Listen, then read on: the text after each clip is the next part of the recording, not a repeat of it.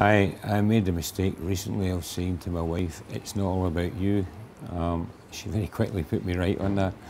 But it did bring to mind something, a social media tip that I'd like to share with you today.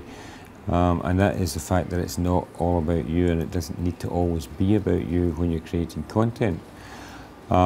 It's better sometimes to talk about the things that interest your target market than simply talk about you and your products all the time. So if you think about the likes of Range Rover magazine, if you look through that, you'll see that there's a lot of lifestyle content in there about perhaps hunting, shooting, fishing, camping, the things that a Range Rover driver might like to do.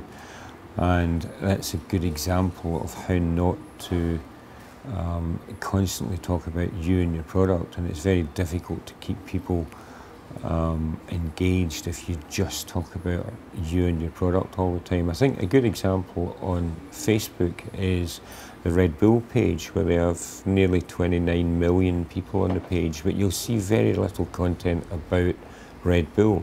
Instead, you see a lot of content about extreme sports. That's their target market. They know that the people that drink Red Bull are into extreme sports. So take a look at that page, and I'm sure you'll find it useful as a guide when you're trying to you think, what is it you're going to create content about?